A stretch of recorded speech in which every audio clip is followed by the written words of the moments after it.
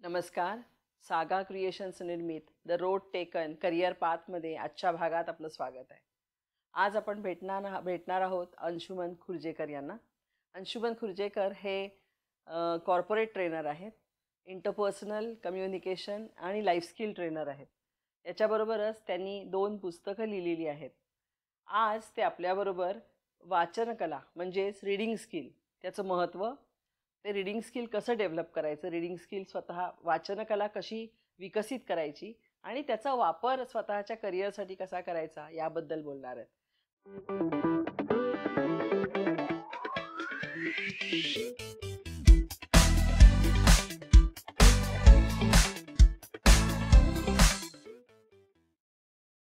नमस्कार Anshuman. Thank you very much सगळ्यात पहिल्यांदा बोलवल्याबद्दल. सो आपण आज रीडिंग स्किल म्हणजेच वाचनकला याच्याबद्दल बोलणार आहोत. तर बेसिकली वाचनकला म्हणजे काय आणि त्याचा ते कसं डेव्हलप करायचं? खरंच आहे, ही कला आहे आणि कलेपेक्षाही हे कौशल्य आहे असंही आपण म्हणू. आणि जेव्हा आपण असं म्हणतो की एखादं कौशल्य आहे तेव्हा ते विकसित करणं शक्य आहे हे मानसशास्त्र सांगतं आपल्याला. वाचनकला म्हणजे काय, तर अगदी मुळात अगदी बेसिकमध्ये जर पाहायचं तर काही प्रतीकं आपल्या समोर असतात. बरं. ती आपल्यासाठी चित्र असतात. म्हणजे वर्गात आता समजा मला जॅपनीज येत नाहीये आणि कुणीतरी मला जॅपनीज चित्रलिपी दाखवली तर ती माझ्यासाठी चित्र आहेत, पण त्याच्यात काहीतरी अर्थ आहे. मी तो समजून घ्यायला लागतो हळूहळू आणि मग त्या सगळ्याचा एकत्रित विचार करायला लागतो. म्हणल्यावरती त्याच्यातला जो अर्थ आहे तो मला समजतो. म्हणजे प्रतीकापासून ते अर्थापर्यंतचा जो प्रवास आहे आणि मग त्याच्यातनं आपली जी समजूत घडते ते म्हणजे वाचन असं आपण म्हणू शकतो. म्हणूनच कदाचित म्हणतात वाचाल तर वाचाल. बरोबर. पण ही कला म्हणजे एकतर याच्यामध्ये अध्ययनामध्ये फायदा होईल, कौशल्य विकसित केली तर, आणि करिअर, ह्या 2 गोष्टींबद्दल आपल्याला आज थोडा ओहापोह करायचा आहे. तर वाचन कला आणि ती कशी विकसित करायची, तर त्याच्या काही स्टेप्स आहेत? हो, वाचन कला आधी आपण समजून घ्या. त्याच्यासाठी 2 महत्वाचे शब्द, ते म्हणजे आयस्पॅन, की आपण असं म्हणूयात दृष्टिक्षेप असं म्हणूयात, एका दृष्टिक्षेपात किती गोष्टी मिळतात. आणि दुसरा आहे परसेप्शन स्पॅन. मग आयस्पॅन म्हणजे काय, तर समजा एक 10 शब्दांचं वाक्य आहे, तर मधल्या शब्दावरती माझी नजर आहे. बरं. तर माझ्या डाव्या बाजूला किती दिसत आहेत शब्द आणि माझ्या उजव्या बाजूला किती शब्द दिसत आहेत, हा माझा झाला आयस्पॅन. मग त्या समजा ते 10 असतील, पलीकडचे शब्द जे आहेत ते मला ठळकपणे दिसत नाहीत, मग ते 10 शब्द आहेत तर माझा आयस्पॅन झाला. पण त्यातले मला शब्द कळतायत किती, हा माझा परसेप्शन स्पॅन. त्याला मराठीत आपण समज कक्षा असं म्हणलं तरी सुद्धा चालू शकेल पर्यायी. म्हणजे तो जो परसेप्शन स्पॅन आहे तिथे तुमचा अर्थबोध दडलाय. पण त्याच्यासाठी आधी तुमचा आयस्पॅन पण चांगला हवा.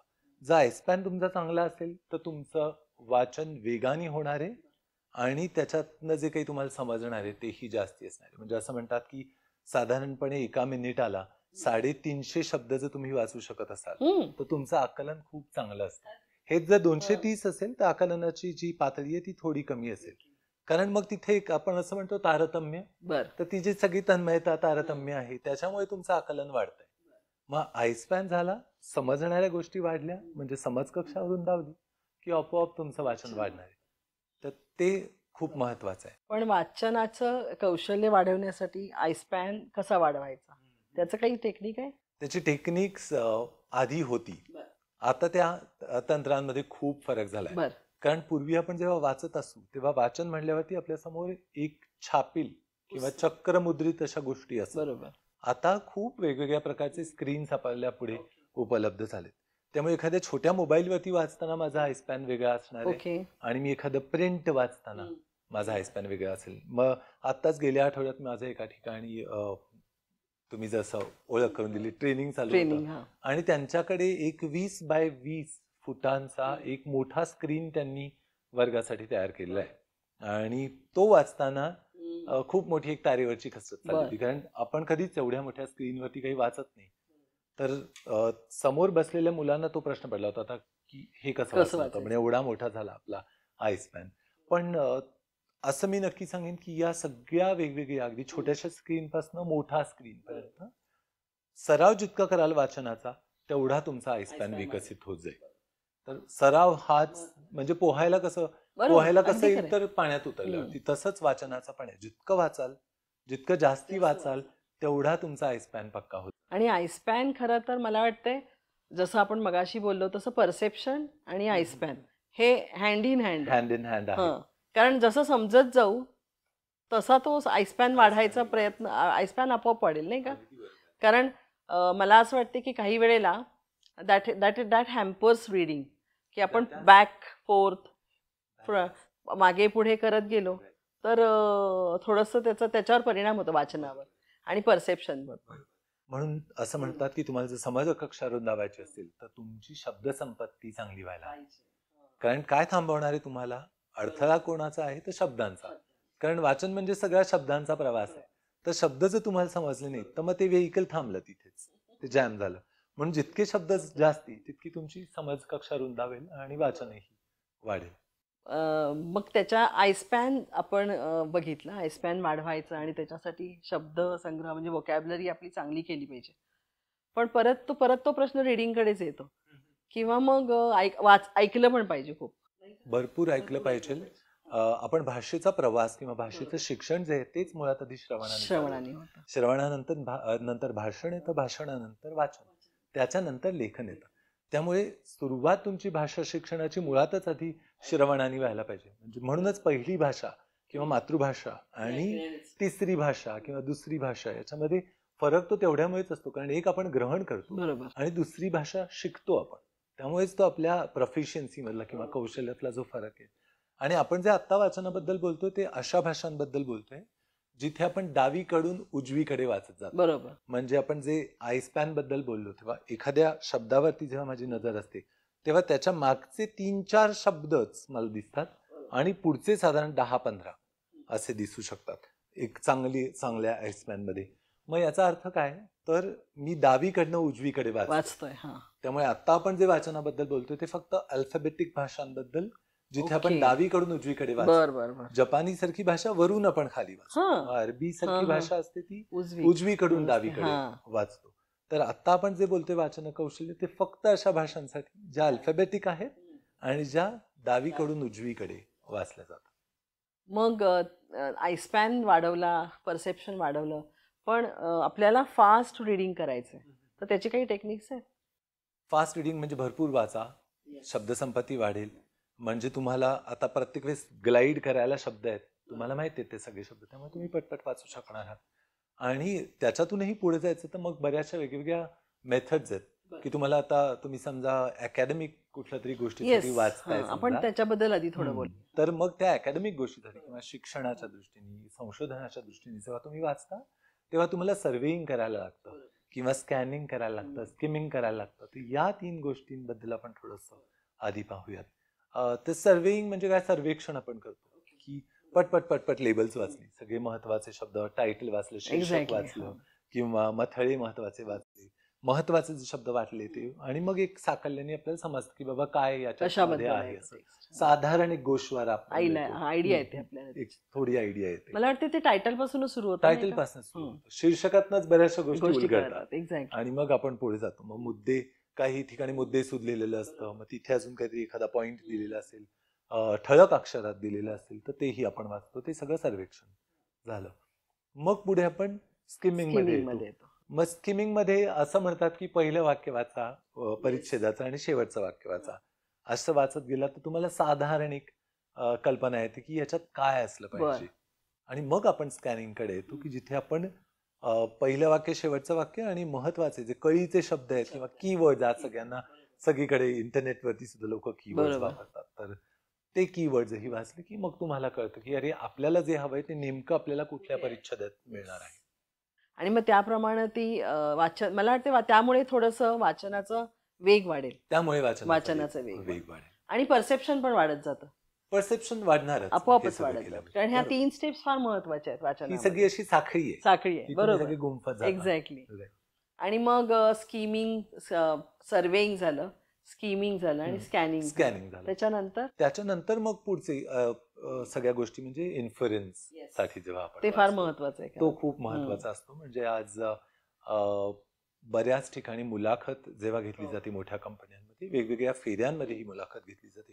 त्यातली पहिली फेरी जी असते तिथे अभियोग्यता चाचण्या घेतल्या जातात मुलांच्या. म्हणजे आता तुमची ऍप्टिट्यूड काय आहे, अभियोग्यता तुमची काय आहे ती पाहिली जाते. आणि मग ते प्रश्न असतात की समजा 100 प्रश्न आहेत बरं. आणि तुम्हाला मिनिटं मात्र 50च आहेत. हा तर त्या 50 मिनिटांमध्ये तुम्हाला ते सगळं वाचता आलं आलं पाहिजे, पाहिजे. ते वाचून समजलं Yes. पाहिजे आणि त्याच्यावरती तुमची प्रतिक्रिया उत्तर ओके. स्वरूपात तयार हम्म, असली हम्म, पाहिजे. हम्म. आता हे करण्यासाठी तुमचं वाचन चांगलं पाहिजे. बरोबर. बरेचदा आपण शाळांमध्ये बघतो किंवा कॉलेजमध्ये मला हम्म. काय करायचं वाचून, हा. मी काय सॉफ्टवेअर मध्ये मग जाणार, जाणार. मला काय करायचं बरोबर. वाचून, हम्म. मी तर माझा बिझनेस करणार आहे. पण या काहीही झालं तरी कुठे ना कुठेतरी तुम्हाला कशाशी तरी कधीतरी वाचनाशी संबंध येणार आहे आणि तो चांगल्या पद्धतीने आला पाहिजे. म्हणून मग ते वाचत राहिलं पाहिजे. मग तिथे इन्फरन्स येतो.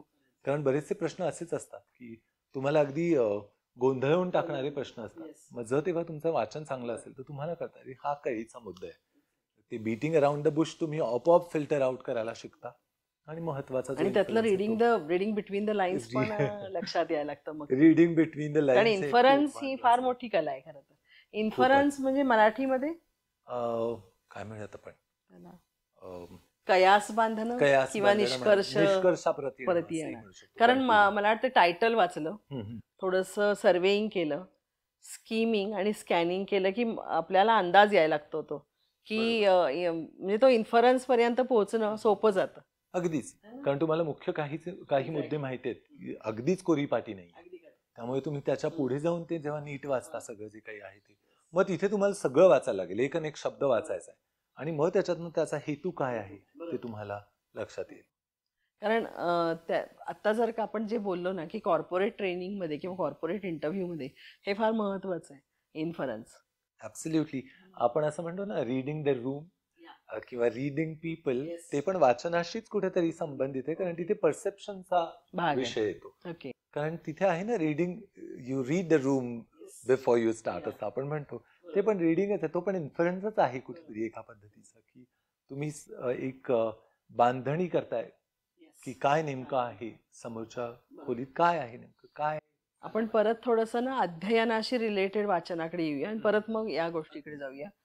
तर इन्फरन्स जेव्हा आपल्याला लक्षात यायला लागतो म्हणजे तो निष्कर्ष काढायला लागतो आपण आणि मग परत आपोआप परत तो वेग वाढतो, परसेप्शन वाढतं नाही का. बरोबर. हो. आणि मग त्यातून ती वाचनकला आपली जास्त विकसित व्हायला लागते. पण इन्फरन्स ही गोष्ट अशी पण आहे की आपल्याला आपण जेव्हा वाचायला लागतो तेव्हा मग डिक्शनरीची गरज पडत नाही किंवा शब्द तिथं अडखळत नाही. तर ते काय म्हणजे डिक्शनरीची गरज नाही किंवा डिक्शनरी वापरायची नाही, हे कसं काय तंत्र अवगत करायचं? हे तंत्र खरं तर ना आपल्याला अवगत करायचंच नाही. ते आपल्या मेंदूमध्ये मुळातच देवानी दिलेलं आहे. आपला मेंदू अतिशय सुरेख पद्धतीने काम करतो. आपण त्याला काम करायला लावतच नाही. बरेचदा आम्ही मुलांना सांगतो की प्रत्येक शब्दाचा अर्थ माहिती असणं गरजेचं नाहीये. ओके. हा, ते फार महत्वाचं. कारण असं शक्यच नाहीये की तुम्हाला प्रत्येक शब्दाचा अर्थ माहिती असेल. मग तो कशातनं आला पाहिजे तर संदर्भामधून आला पाहिजे. की समजा मी एखादा शब्द तयारच केला की क्रियामेरू हा शब्द आहे, तर मी असं म्हणेन की क्रियामेरू जेव्हा घालतो ना आपण कुठल्याही पदार्थाची लज्जतच वाढते. मग तुम्हाला क्रियामेरू तुम्ही कधी पाहिलं नाहीये किंवा क्रियामेरूची चव पाहिलेली नाही तरी तुम्हाला कळेल की काहीतरी असं इन्ग्रेडियंट आहे जे पदार्थात घातल्यावर त्याची लज्जत वाढते. मग मी म्हणेन की क्रियामेरू ना पांढऱ्या रंगाचं असतं. बर. मग तुम्ही म्हणाल की हा म्हणजे त्याची चव वाढते आणि ही पांढऱ्यासारखं आहे, मग मिठासारखं आहे का काही किंवा असं काही. आणि मग मी म्हणेन की हो बरोबर, हा मिठाचाच प्रतिशब्द आहे. आता खरं तर हे सगळं आता मी तयार केलेलं आहे आणि क्रियामेरू असा काही शब्द माझ्या शब्दकोशात नाहीये. पण कुणालाही समजा समजून घ्यायचं असेल तर त्याला क्रियामेरू म्हणजे काय ते कळलं. मग कारण बाकीचे सगळे शब्द माहिती होते. तर हे लक्षात घेतलं पाहिजे. बरेचदा असं होतं वाचताना लोकांना शब्दकोश बाजूला ठेवतात, म्हणजे मराठी असो, हिंदी असो, इंग्रजी असो, कुठली पण प्रत्येक वेळेस तुम्ही शब्दकोशाकडे जाऊ शकत नाही, त्याची गरजही नसते.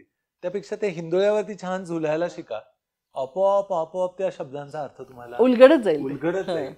कारण मला वाटते जर का आपण प्रत्येक वेळेला डिक्शनरी वापरायचा प्रयत्न केला तर तो परत त्याच्या अडथळा येतो वाचनाच्या कलेत नाही का. कारण वाचताना तर परत ते एक तर स्पीड कमी होणार आणि परसेप्शन पण कमी होणार. बरोबर. तर दोन्हीचं हे आहे. कारण तिची साखळी तुमचा मेंदू तयार करतो, सारखी तोडताय. ह्या मग ते जे वातावरण निर्मिती आहे ती बरोबर होणार नाही वाचन. बरोबर अगदी खरंय. आणि मग आपण जेव्हा वाचन पूर्ण करतो म्हणजे मग मी असं म्हणते की समजा मला एक टेक्स्ट वाचायचं आहे, तर ते ह्या सगळ्या पायऱ्या वापरून मी टेक्स्ट वाचलं आणि शेवटाकडे यायचंय म्हणजे परत तो एक रिव्ह्यू घ्यायला लागेल ना त्याचं. मी बरेचदा असं सांगतो माझ्या विद्यार्थ्यांना की वाचतानाच कीवर्ड्स तुमच्या डोक्यात राहत आहेत ना ते पहा. म्हणजे माझा इंटरनॅशनल स्टुडंट्सना शिकवण्याचा काही अनुभव आहे. तिथे आम्ही जेव्हा वाचन शिकवतो तेव्हा मी फळ्यावरती एक 10 वाक्यांचा एक परिच्छेद लिहितो. त्यांना सांगतो आता हे वाचा. वाचल्यानंतर त्यातले कळीचे शब्द सोडून बाकीचे सगळे शब्द आम्ही इरेज करतो. मग मी त्यांना सांगतो आता हे शब्द तुम्ही लक्षात ठेवा. त्याच्यानंतर तिसरी पायरी अशी असते की ते सगळे कळीचे शब्दही खोडले जातात आणि मग आम्ही सगळे मिळून तो पॅराग्राफ तयार करतो पुन्हा जसा होता तसा. आणि हळूहळू त्यांना लक्षात येतं की प्रत्येक शब्द लक्षात ठेवायची गरज नाहीये. कीवर्ड्स लक्षात राहिले तर मागचं पुढचं आपोआप लिहिता येतं. ते जर का एकदा तुम्हाला आलं तर मग ती एक खूप छानशी कला विकसित किंवा कौशल्य विकसित झालं असं म्हणता येईल. आणि दुसरं पण एक वाचनाच्या बाबतीत आहे की आता आपण कीवर्ड्स पाहिले पण काही वेळेला त्यातले जे इंटर रिलेशन्स आहेत टेक्स्टमधले ते पण जास्त महत्वाचे आहेत नाही का? ते खूप महत्वाचे आहेत.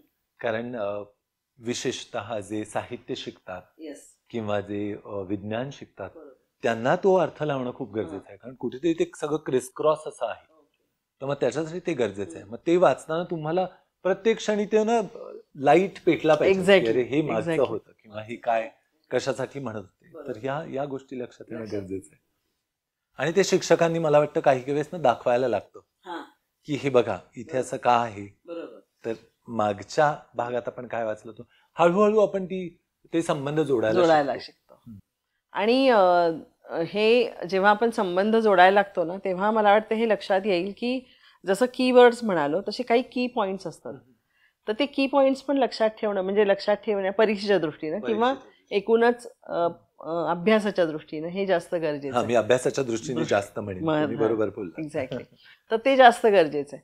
मग त्यावेळेला आपोआप त्याचे जे मुद्दे आहेत म्हणजे मग काही वेळेला त्यामध्ये लेखकाचे मुद्दे असतात. लेखकाचे काही काय म्हणूया त्याला त्याचं स्वतःचं मत असतं त्याचे स्वतःचे बिलीफ्स असतात तर ते आपोआप लक्षात यायला लागतात नाही का? आणि मग आपला एक स्वतःचा विचार तयार व्हायला लागतो. बरोबर. म्हणजे ते शोधणं पण गरजेचं आहे नाही का? एखादी ठिपक्यांची रांगोळी आपण काढतो तेव्हा कसं आपल्या डोक्यात ते चित्र कुठेतरी हळूहळू तयार व्हायला लागतं. ठिपके आपण काढलेले असतात मग आपण ते जोडत जातो किंवा लेगो किंवा जी जिक्सॉ पझल्स असतात ती पण तशीच एक एक एकत्र येऊन ते तुमचं सगळं मग कौशल्य विकसित झालंय. मग तुम्ही कसेही फिरा. एक्झॅक्टली. तुम्हाला ते येणार. म्हणजे मग त्यातले लेखकाचे मुद्दे स्वतःचे काय आहेत आपले मुद्दे नुसार आलेले ते आपोआप त्याचं एक पझल सोडवून जाईल नाही का? म्हणजे मग ते लागतच नाही कदाचित. एक्झॅक्टली. पझल होतच नाही ते आपोआप ते छान चित्रच तयार होतं. येस. म्हणजे हे अध्ययन कलेमध्ये खरं तर ह्या पायऱ्या वापरल्या म्हणजे सर्वेईंग पासूनच्या अगदी लेखकाचे स्वतःचे बिलीफ स्वतःची मतं त्याची स्वतःची काही एक्झाम्पल्स दिली असतील तर ते काय गाळायचं आणि काय घ्यायचं हे इथंपर्यंत सोपं जाईल वाचन. आणि त्यामुळे मग ते वाचन सुधारेल आणि आपोआप त्याचा परिणाम अभ्यासावर कारण मग तुमचा आपोआप अभ्यास होतच जाणार आहे. काहीही वाचलं की ते ग्रहण होणार आहे आणि ते तुमच्या बरोबर राहणार आहे बराच काळ. कारण रिटेन्शनला प्रश्न येत नाही जर वाचन चांगलं असतं. मला असं वाटतं की ते कारण ही माझीही सवय आहे. पुस्तक जेव्हा मी वाचत असते तेव्हा छोट्या काही नोंदी करून ठेवायच्या तर त्याचा काही फायदा होतो. हो. नोट मेकिंग जसं आपण म्हणतो की काही वेळेस असं लागतं करायला की जसं मला एखाद्या कपाटामध्ये कपडे ठेवायचे तर मी काही छोटे कपडे असतील त्यांच्यासाठी बॉक्सेस असतील ऑर्गनायझर्स काहींसाठी असतील हँगर्स. तेच काम एक्झॅक्टली या नोट्स करतात की आपल्याला माहिती आहे की अगदी छोट्याशा त्या नोट्स असतात पण त्याला अडकवलेला कपडा कुठला आहे किंवा कुठला मुद्दा आहे ते आपल्या लक्षात येतं. मग पुन्हा पुन्हा तुम्हाला ते वाचत बसायला लागत. तुमची ती सगळी स्मृती सातत्य म्हणतात जी ती तयार होत जाते की मेंदू कसं की ते जे न्यूरो ट्रान्समिटर्स आहेत ते कशी एक चेन तयार करत जातात आणि मग तुम्हाला सगळं लक्षात राहतं आणि मग तसंच ते ही सगळी सातत्य काय म्हणजे मग ते नोट मेकिंगमध्ये, कारण आपण वाचनापासून सुरुवात केली पण नोट मेकिंग आपोआप सुरू व्हायला लागतं, ते आपोआप होत. यायला लागतं नाही का. म्हणजे ती खरं तर ही फार सोपी, आपल्या दृष्टीनं सोपी आहे, पण प्रॅक्टिस केली तर माझ्या समोरच्या येणाऱ्या विद्यार्थ्यांना आणि जे काही ज्यांना वाचनाचं कौशल्य वाढवायचंय त्यांना आपोआप ते होत जाईल. आणि खरं तर ना मला वाटतं हा थोडासा आळस आहे किंवा काय मला माहिती नाही, अजून त्याच्यावर माझा अभ्यास नाहीये, पण प्रत्येकाच्या मनात कुठले ना कुठले तरी वर्ड्स क्लिक होत असतात. ओके. मग ते तुम्ही लिहिणं म्हणजे तुमच्या नोट्स तयार करणं, तर ते फक्त लोक करत नाहीत असं. आणि ते करत असताना फक्त एवढंच लक्षात ठेवायचं की कधी पुस्तकावरती लिहायचं नाही. याच्या मागचं कारण हे की ते पुस्तक परत जर कोणी वाचणार असेल तर त्याचं जे रसग्रहण आहे त्या पुस्तकाशी ते त्याचं स्वतंत्र असलं पाहिजे, तुमच्या पद्धतीचं असता कामा नये. नाही तर मग असं होतं की बरेचदा आजकाल स्पेशली किंडल मध्ये असं असतं की काही पुस्तकं तुम्ही डाउनलोड करता आणि बऱ्याच अंडरलाईन ऑलरेडी असतात आणि मग तुम्हाला असं वाटतं की हे ह्या माणसाने का केलेलं असेल, आणि मग ते माझ्या याला त्या पुस्तकाला जो माझा रिस्पॉन्स आहे तो तिथे बदलायला लागतो. म्हणून फक्त तेवढं टाळायचं की पुस्तकावरती म्हणजे आपली एक नोटपॅड असावी शेजारी. आपलं एक नोटपॅड हवं, आपलं एक छोटंसं पुस्तक तयार व्हायला हवं. आणि त्याचा खरं फायदा लिखाणाला पण होईल नाही का. म्हणजे खरं तर हे first step towards writing skill पण आहे. वाचलात की आपोआप ते मग रायटिंग स्किल डेव्हलप व्हायला जास्त सोपं जाईल. म्हणजे मी लिहायला सुरुवात केली ती तशीच झाली की खरं मला वाचताना फारसं कोणी पाहिलं नाहीये कधी, कारण मला असं वाटतं की ते काही गोष्टी या सगळ्यांच्या पासून दूर घडणाऱ्या असतात. तर जितकं तुम्ही वाचत जाता इतकं संपृक्त होता एक वेळेस की आपोआपच ते बाहेर यायला लागतं आणि मग तुम्ही लिहायला लागतात. आणि तिथंच आपली स्वतःची एक स्वतःच्या मतमांडणीची पण प्रोसेस सुरू व्हायला लागते. आणि आज खरं तर आपण हे 2 मुद्दे घेतोय की कॉर्पोरेट क्षेत्रामध्ये वाचन किंवा रिडिंगचं काय महत्त्व आहे आणि अध्ययनामध्ये. तर परीक्षेच्या दृष्टीनं हा फार महत्त्वाचा मुद्दा आहे, कारण आपोआप तिथं ते आपण बाहेरच पडायला लागतं ते आपोआप, आणि तिथं मग रट्टा मारणे आणि ह्याची काही फारशी गरज पडणार नाही. म्हणजे वाचन हे जेव्हा आपण म्हणतो की सरावाचं तंत्र आहे किंवा कुठलंही तंत्र आहे म्हणल्यावर सरावाचं, तर असं म्हणतात ना की जात्यावर बसलं की ओव्या येतात. जर तुमचं वाचन भरपूर चांगलं झालेलं असेल व्यवस्थित तर आपोआप पेपर समोर आला की तुमच्या त्या स्टिम्युलसला तुम्ही रिस्पॉन्ड करणार. एक्झॅक्टली. तर तेच आहे. मग तिथे काळजी राहते. एक्झॅक्टली. म्हणजे तो अभ्यास होत राहील तो, आणि हे लॉंग टर्म आहे, म्हणजे आयुष्यभर पुरणारं कौशल्य आहे. हे चिरंतन आहे. कारण त्याचा परिणाम मग तुमच्या सगळ्याच येणाऱ्या करिअरवर होणार आहे. तुम्ही म्हणजे अगदी छोटंसं आपण उदाहरण घेऊया, बँकेत जर का नोकरी करत असाल किंवा IT मध्ये सुद्धा, कारण मग ह्या पद्धतीनं वाचन करत गेलो किंवा ह्या स्टेप्स शिकत गेलो आणि त्याचं कौशल्य विकसित केलं की आपोआप मग नोट मेकिंग आलं, काही पॉइंट्स घेणं आलं, आणि आपोआप मग ते आपल्या कामामध्ये त्याचा वापर होत जाईल. ते दिसायलाच लागतं. समोर ते ईमेल्स येतात. अगदी खरं. एक्झॅक्टली. आणि म्हणजे असं होत नाही की डेडलाईन्स मिस होत नाही. एक्झॅक्टली. तुम्हाला माहिती असतं, तुम्ही नीट वाचलेलं नोटही करून ठेवा. एक्झॅक्टली. तेच म्हणजे मग ते आपोआप तुमच्या करिअरमध्ये शिरायला लागतं सगळं. आता आपण कॉर्पोरेट ह्या ट्रेनिंग आणि ह्या सगळ्या ह्याच्याकडे वळूया. तर कॉर्पोरेटमध्ये वाचनाचं महत्त्व काय, किंवा वाचन त्याचं काय काय हे आहेत, म्हणजे ते कशासाठी शिकायचं कॉर्पोरेटमध्ये असेल तर. आपण कॉर्पोरेटमध्ये म्हणजे मला माहिती नाही मी हे म्हणायला हवं की नाही, पण बरंचसं कंटाळवाणं डॉक्युमेंटेशन तुम्हाला वाचायला लागतं. बरेचदा ते लिगल असतं आणि ते अतिशय महत्वाचं असतं. म्हणजे अगदी छोटासा ईमेल सुद्धा तुम्हाला अगदी डोळ्यात तेल घालून वाचायला लागतो, तसाच तो करायला लागतो. त्यामुळे तिथे खूप महत्व आहे त्याचा. त्यामुळे तिथे लोकांना चांगलं वाचन आलंच पाहिजे. खूप मोठी मोठी डॉक्युमेंट्स येतात, ती तुम्हाला नजरेखालनं घालायला लागतात. त्यामुळे तुमचा वाचनाचा वेगही खूप चांगला पाहिजे. आणि मग तुम्ही मगाशी सजेस्ट केलं तसं की तिथे मग तुमची नोट मेकिंग कपॅसिटी पण खूप चांगली पाहिजे, कारण त्याच्यावरती बेस तुम्हाला प्रेझेंटेशन्स करायला लागतात. मग ती प्रेझेंटेशन्स क्रिस्प असली पाहिजे. म्हणजे ते तिथे खूप महत्वाचं आहे की खूप वाचन चांगलं असलं पाहिजे. पण एक गोष्ट आपण ना साहित्य शिकवताना करतो की रीडिंग फॉर प्रेडिक्शन, की आता पुढे काय होईल, ही कथा इथपर्यंत आली आहे, पुढे काय होईल, आणि मग कुठेतरी तिथे एक ट्विस्ट इन द टेल असतो आणि मग काहीतरी वेगळंच घडतं. तर प्रेडिक्शन्स या अकॅडमिक म्हणजे विशेषतः साहित्य संदर्भात चालू शकतील. कॉर्पोरेट ट्रेनिंगमध्ये वाचन करताना, कॉर्पोरेट्समध्ये वाचन करताना कुठेही प्रेडिक्शन्स करता कामा नयेत. म्हणजे ती जर सवय असेल तर ती मात्र काढून टाकायला लागते, कारण तिथे शेवटच्या शब्दापर्यंत तुम्ही वाचणं गरजेचं असतं. की आता एखाद्याने लिहिलंय, असं होतं, मी याच्याबद्दल पण मध्यंतरी ट्रेनिंग दिलंय की बरेचसे मेसेजेस मिस होत होते एका विशिष्ट कंपनीमधले. तर मग त्यांनी विचारलं की नेमकं काय होतंय ते कळत नाही आम्हाला. तर मी त्यांना म्हणलं की मला बोलायला आवडेल तुमच्या सगळ्या लोकांशी. मग मी त्यांना विचारलं की तुम्हाला किती मेल्स येतात दिवसातनं. तर ते म्हणले आम्हाला 250-300 ईमेल्स वाचायला लागतात पर दिवसात. पर्सन. पर पर्सन. ओके. आणि मग मी त्यांना म्हणलं तुम्ही किती वाचता सगळे? तर म्हणे नाही, साधारण पहिलं एक वाचलं ना की पुढचं कळतंच. असं जेव्हा मला एक 25-30% लोकांकडनं रिस्पॉन्स आला, तेव्हा त्यांना म्हणलं की आपल्याला सुटलंय माझ्या मते कोडं, की तुमची लोक वाचतच नाहीयेत पूर्ण email. कारण त्याच्यावर एवढं प्रेशर आहे की ते पूर्ण करायचं. म्हणजे ती पहिला ते पॅराग्राफ वाचतात आणि मग शेवटी येतात. म्हणजे हे स्कॅनिंग केल्यासारखं किंवा Exactly. स्किमिंग केल्यासारखं झालं केल्यासारखं आहे. आणि ते तिथे चालणार नाही. अगदी खरं आहे. त्यामुळे मग त्यांना आम्ही ते सगळं ट्रेन केलं की सर्वेइंग कसं करायचं, स्किमिंग, स्कॅनिंग, आणि मग तुम्ही रिस्पॉन्स कसा द्यायचा. मग त्यांना ते कळलं की हे तर होऊ शकणार आहे. आणि आपला खरं आजचा मूळ उद्देशच हा आहे की वाचन कला ही फक्त परीक्षेपुरती नाही आहे किंवा नुसतंच काहीतरी एक कादंबरी वाचली आहे किंवा एखादं ललित वाचलंय आणि त्याच्यासाठी किंवा नाटक वाचलंय म्हणून आपण हे नाही आहे. पण एकूणच वाचनकला सुधारली तर पुढच्या सगळ्याच आयुष्यातल्या महत्त्वाचे टप्पे हे सोपे होत जाणार आहेत. खरंच म्हणजे आयुष्यच सुधारतं. मला काही वर्षांपूर्वी एक नवविवाहितेसाठी पुस्तक, असं एक पुस्तक, आणि मी म्हणले हे काय लिहिलंय. तर बघायला सुरुवात केली तर कपड्यांच्या घड्या कशा कराव्यात, ओके, त्यापासून ते अन्न कसं शिजवावं, मग 25 माणसांसाठी स्वयंपाक कसा करावा, असं सगळं लिहिलेलं होतं. की इन्स्ट्रक्टिव्ह रायटिंग होतं ते, की प्रक्रिया कशा असाव्यात त्या सगळं.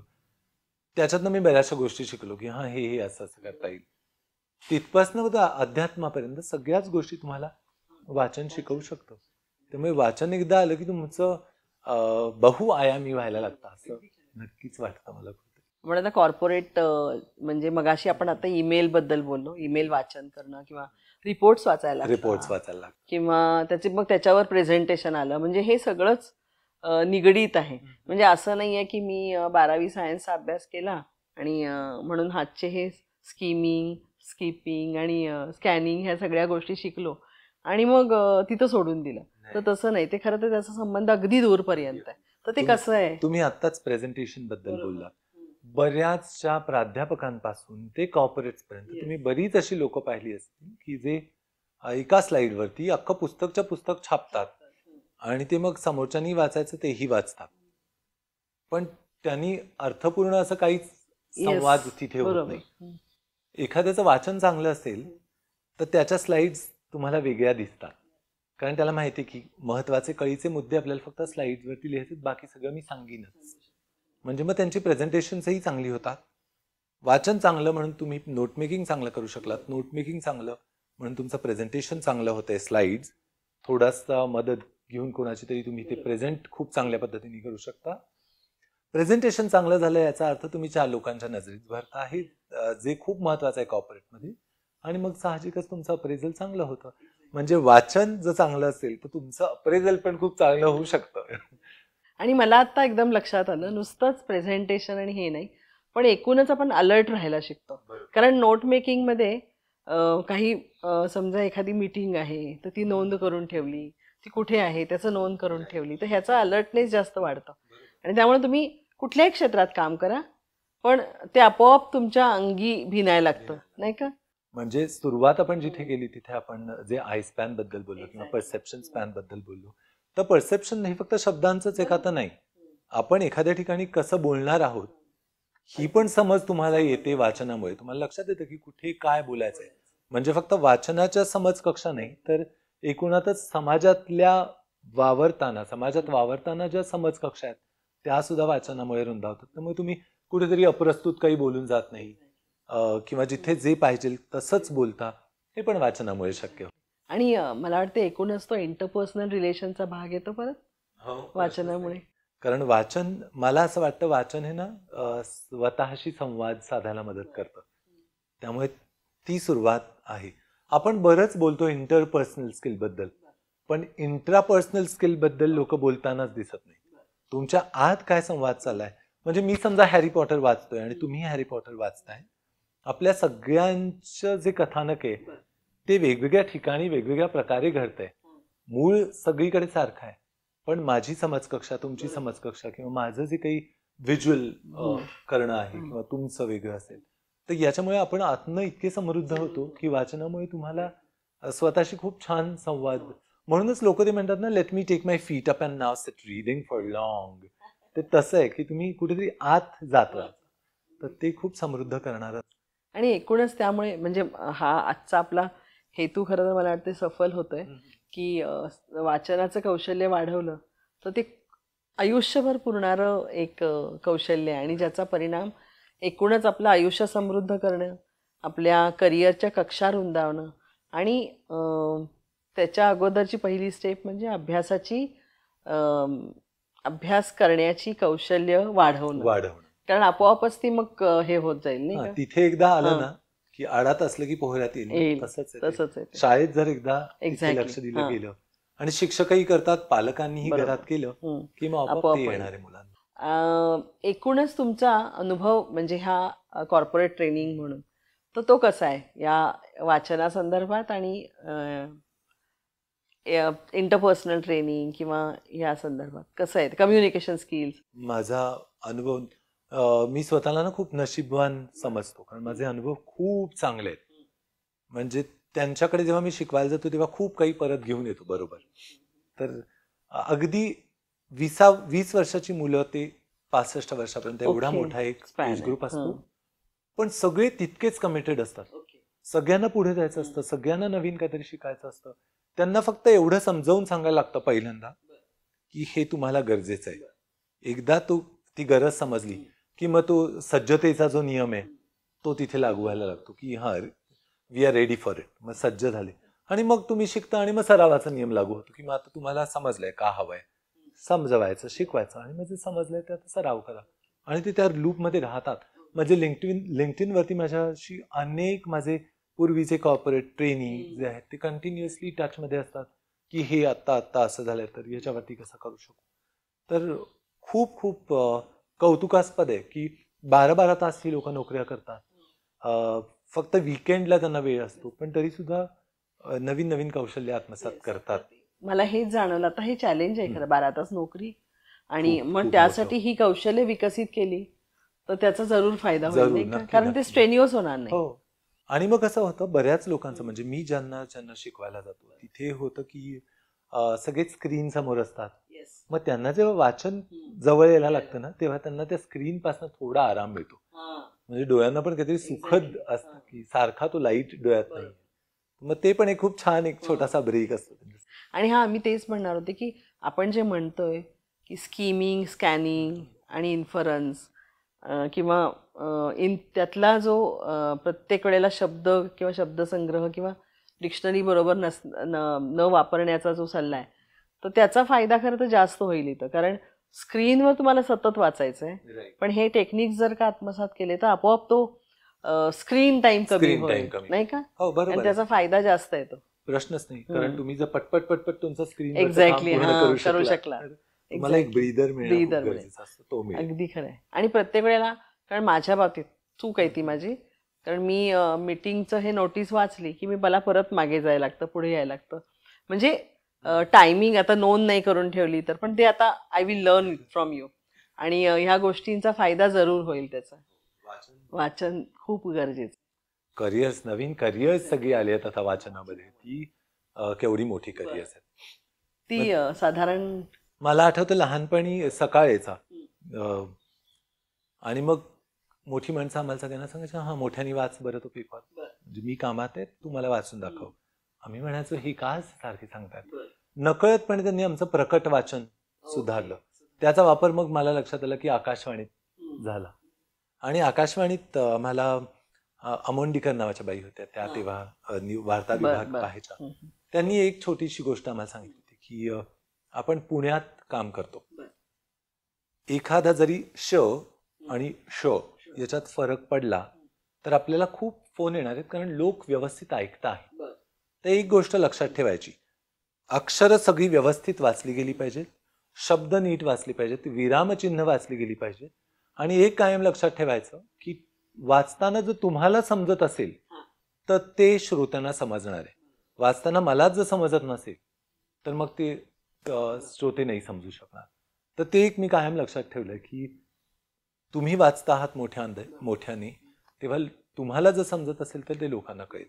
याचा पुढे फायदा असा झाला की मी व्हॉइस ओव्हर सुरू केली, तेव्हा स्क्रिप्ट येतात, मग तुम्ही वाचायला लागता आणि मग ते छान तुम्हाला माहिती आहे सराव झालाय, त्यामुळे अचानक असं असतं की 60 पानं वाचायचे ते म्हणतात की रात्रीची डेडलाईन आहे, प्लीज करून द्या.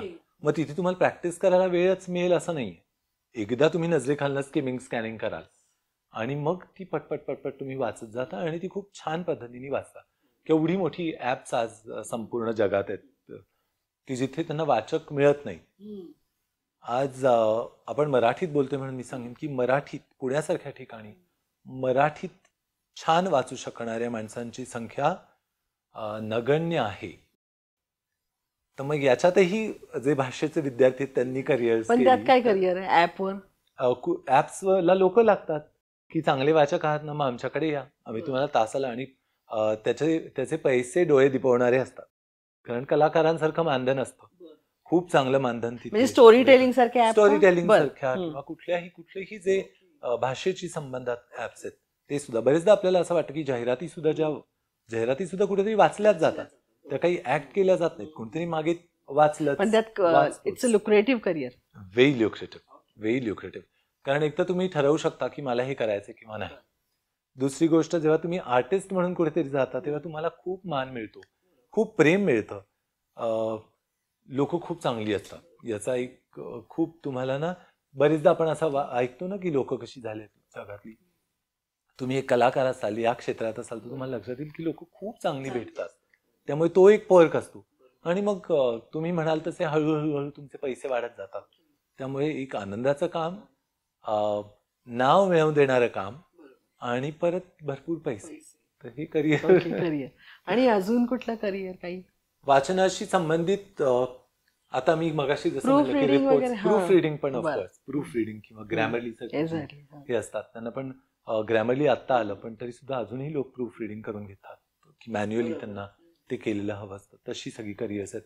काही लोकांना ना रिपोर्ट्स वाचायला लागतात तुम्ही, की त्यांना वेळच नाहीये, मग ते तुम्हाला पैसे देणार आहेत आणि तुम्ही ते सगळं म्हणजे हे कॉर्पोरेटमध्ये आहे? कॉर्पोरेट्समध्ये पण असतात आणि हे बरेचसे फ्रीलान्सर्स असतात. सगळी मी फ्रीलान्सिंगची गोष्टी सांगतोय की तुम्ही फ्रीलान्सर म्हणून हे काम करू शकता. ते रिपोर्ट्स तुमच्याकडे आणून देतात, तुम्ही सगळं त्याची समरी रिपोर्ट, एक्झिक्युटिव्ह समरीज तयार करायच्या आणि त्यांना द्यायच्या.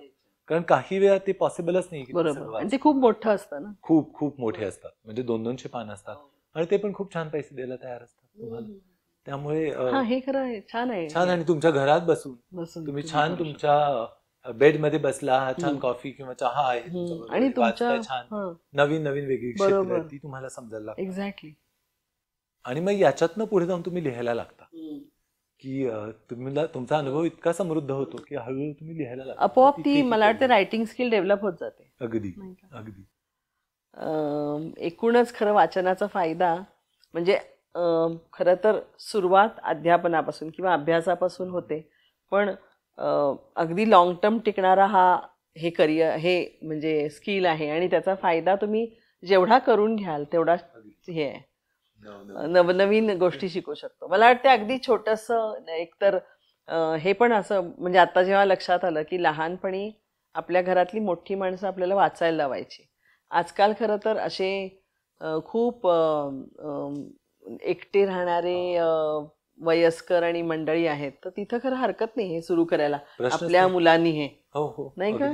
खरं तर ही एक नवीन संधी आहे. आता मला आठवलं. खरं राईट. मी महाराष्ट्र टाइम्स साठी काही काळ कॉलम लिहिली आणि माझी एक पणजी होती, ती मला म्हणाली की माझी दृष्टी आता अधू झाली आहे, तू जर रेकॉर्ड केलंस ना तर मला ते खूप चांगलं होईल. किंवा मग मी तिला म्हणायचो की रेकॉर्डने मी तुला वाचून दाखवायला येईल. आणि मग असं व्हायला लागलं की काही लोक मला वाचायला बोलवायला लागले की ह्यांना 2 तास वाचून दाखवशील का रे? कारण घरात कोणीतरी एकटाच आहे, म्हातारा माणूस, त्यांना वाचायला पण शक्य नाहीये ते पुस्तक धरणं किंवा. आणि मग हळूहळू त्यांच्या आसपासल्या परिसरातली मग त्याचा त्यांच्या भावनिक सगळ्या गोष्टींवरती खूप चांगला फरक झाला. कारण मग पूर्वीच्या कादंबऱ्या त्यांनी ज्या त्यांच्या तारुण्यात वाचल्या त्या परत रीडिंग चालू झालं. झालं त्याचा. तर तो खूप एक तुम्ही म्हणलात तसा एक खूप छान त्याचा उपक्रम होऊ शकतो. कारण आमच्याकडे आता NEP मध्ये विद्यार्थ्यांना इंटर्नशिप्स आहेत. हा, पण ही एक चांगली संधी आहे इंटर्नशिपची खरंच. आणि पुण्यासारख्या ठिकाणी खूप वयस्कर मंडळी की ज्यांचे कुटुंबीय बाहेर आहेत किंवा हे आहे, तर त्यांना ही खरं चांगली संधी आहे. आणि वाचनाचा सराव असेल आणि वाचनाची स्टाईल डेव्हलप केली तर आपोआप मला वाटतं त्याचा फायदा होईल. रतन टाटांनी जी काही NGO एक्झॅक्टली, हो त्यांचा एक तो आहे, बरोबर. त्याच धर्तीवरती तिथे ती मुलं असंच करतात की ते पण वाचून दाखवतील. तर तिथेही वाचनाचा खरंच वाचनामुळे माणसं जोडली जातात. बुक क्लब्समुळे किती नवीन नवीन माणसं तुम्हाला जगभरातली माहिती मिळते. आणि एक खूप छान नवीन ट्रेंड अजून तितका पिक अप झालेला नाहीये तो, पण माणसांचंच ग्रंथालय तुम्ही ऐकलं असेल मध्यंतरी प्रायोगिक तत्वावर चालू केलं होतं की माणसं येतात आणि स्वतःबद्दल सांगत जातात. की 30 माणसं आहेत समजा एका खोलीमध्ये, ते स्वतःबद्दल सांगतात 10-10 ओळीत. आणि मग समोर बसलेल्यांनी ठरवायचं की मला याच्यातला कुठलं माणूस पुस्तक वाचायचंय. मग मी त्या माणसाशी जाऊन पुढचा अर्धा तास बोलणार आहे. म्हणजे मग तो माणूस मला स्वतःची कथा सांगेल, मी त्यांना प्रश्न विचारेल. मग ती कुठेतरी एक प्रत्येक जण काही स्वतःची कादंबरी लिहू शकत नाही, पण मग तिथे माणसंही तुम्ही वाचायला शिकता. हळूहळू तर वाचन ते तुम्हाला एक दारच आहे, ते तुम्हाला सगळी माणसंही वाचायला शिकवतं. खरं तर हे माझ्या डोक्यात म्हणजे हे मला कधीही कल्पना आली नव्हती की हे असं. आणि जे टाटांचे जे असिस्टंट म्हणजे त्यांचे जे मदतनीस होत आहेत ते लहान नायडू, शांतनू नायडू, तर त्यांनी केलेला जो उपक्रम आहे खरं तर तो फार ती एक चळवळ म्हणून उभी राहिली पाहिजे. अगदी खरं आहे, नाही का, गरजेची आहे. आणि ती वाचनातूनच होईल ते. आणि मला वाटतंय हा एक ही संधी म्हणून एक घ्यायला हरकत नाही की अशा पद्धतीनं लोकांना मदत पण होईल आणि एका बाजूला करिअरची संधी पण होईल ती. आणि त्यातूनच वेगळं एखादं म्हणजे उद्या कॉर्पोरेटमध्ये जरी गेलात, कारण ती भाषा सुधारणे सगळ्याच गोष्टींची तिथे एक डेव्हलपमेंट आहे, स्किल डेव्हलपमेंट आहे. ते सोशल एंटरप्रेन्योरशिप जी आपण बोलतोय तेच आहे. सो आज आपण खरं तर वाचन कौशल्य म्हणजेच रीडिंग स्किल याच्यावर खूप सायंटिफिकली आपण बोललो आणि सायंटिफिकली तुमच्याकडून गोष्टी समजून घेतल्या. खरं तर माझ्या एकूणच मी जेव्हा विचार करत होते तर मला वाटत होतं की फक्त अध्यापनामध्ये म्हणजे अभ्यासामध्येच वाचनाचा वापर कसा करावा, पण कॉर्पोरेटमध्ये किंवा त्याचा करिअरच्या संधीमध्ये कसं वापर होईल याचं एक छान विश्लेषण तुम्ही दिलं. आणि आज तुम्ही इथे आलात आणि आम्हाला एक सुंदर वाचन कौशल्याबद्दल एक छान मार्गदर्शन केलं. त्याच्याबद्दल तुमचे धन्यवाद. आणि ही एक परत एकदा मला तुमच्याकडून लाईफ स्किल्स आणि इंटरपर्सनल स्किल्स याच्यावर ऐकायला जरूर आवडेल. तर आपण परत एकदा एक सेशन करूया आणि आज आपण इथे थांबूया. धन्यवाद बोलवल्याबद्दल. छान वाटलं अशा चर्चा. तसं म्हणतात ना, साधू ना मिल हरजस गाव, तसं कुठेतरी अकॅडमिक्स एकत्र आले. Thank you very much. नमस्कार. सागा क्रिएशन्स निर्मित द रोड टेकन करिअर पाथच्या आजच्या भागामध्ये आज आपण भेटलो अंशुमन खुर्जेकर यांना. अंशुमन खुर्जेकरांनी आज खरं तर खूप सुरेख मार्गदर्शन केलं आपल्याला वाचन कौशल्य कसं विकसित करायचं आणि त्याचा वापर करिअर म्हणून कसा करायचा. खरं तर माझा हेतू फक्त अभ्यास करणं, अध्ययन करणं हा होता, पण त्याच्यातून नवीन नवीन गोष्टी उलगडत गेल्या आणि ते एक फार सुरेख मार्गदर्शन झालं. हा भाग आपल्याला कसा वाटला त्याच्याबद्दल आपला फीडबॅक द्या. सागा क्रिएशनला शेअर करा, लाईक करा आणि सबस्क्राईब करा. धन्यवाद. आज इथे येऊन वाचन कौशल्याबद्दल बोलून खूप मजा आली. म्हणजे काही वेळेस असं बोलून तृप्त झाल्यासारखं वाटतं, तसंच मला इथे आत्ता वाटतंय. आणि म्हणूनच मी असं म्हणेन की सागा क्रिएशन्सचा हा जो पॉडकास्ट आहे रोड टेकन, तो जास्तीत जास्त लोकांनी पहा आणि आपल्या सगळ्या परिजनांबरोबर, मित्रपरिवाराबरोबर पण शेअर करा आणि सबस्क्राईब पण करा. सागा क्रिएशन्स, रोड टेकन. थँक्यू.